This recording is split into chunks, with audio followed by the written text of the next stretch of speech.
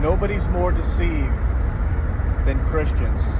Now, the whole world is deceived, but the Christians have really had the wool pulled over their eyes by all these wicked wolves in the churches.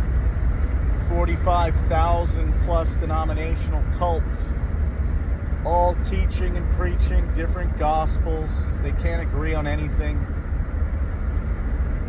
The Bible calls them prison houses and harlots' houses, and you must flee from them. Come out of her, my people, Revelation 18:4. We must be doers of the word and not hearers only, deceiving our own selves. You know, that's a cliche that, there's a cliche that's really been adopted from the scripture that people are quite familiar with. Be ye doers of the word and not hearers only. You know, actions speak louder than words is a cliche that people are quite familiar with as it relates to their professional lives and their personal lives. Actions speak louder than words. YESHUA Messiah is saying to you the same thing when he says, "Why call me Lord, Lord, and not do as I say to do?" He's saying actions speak louder than words. When James in his epistle says, "Be ye doers of the word and not hearers only, deceiving your own selves," he's saying actions speak louder than words. When Messiah says, "This people draws nigh to me with their lips, but with their heart they're far from me," he's saying actions speak louder than your vain words.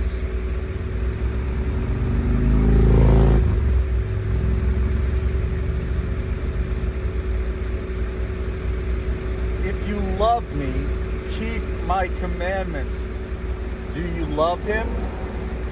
Keep his commandments. Actions speak louder than words. You know, the apostles in the book of Acts did far more than just believe. Christians see the words believe in Scripture, and they don't recognize that in Scripture to believe means to obey. Though he were a son, learned he obedience through the things he suffered, and became the author of eternal salvation to all them that obey him. Not just believe, even the devils believe and tremble. Actions speak louder than words. The book of Acts is the book of actions. It's the actions of the apostles that are being depicted for us by the apostle Luke in the book of Acts. Actions speak louder than words. What must we do to be saved? Well, of course, you must believe on the death, burial, and resurrection of the Messiah, but that's merely the first step.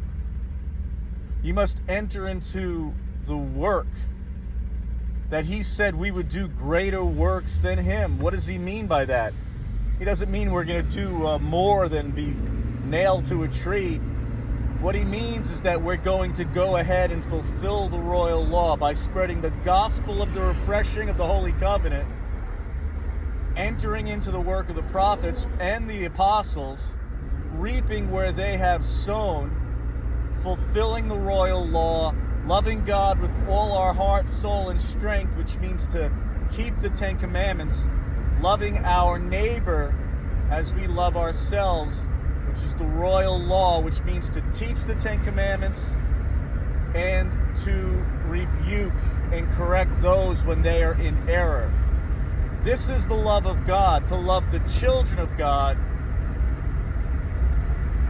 to teach them the Ten Commandments, because his commandments are not grievous.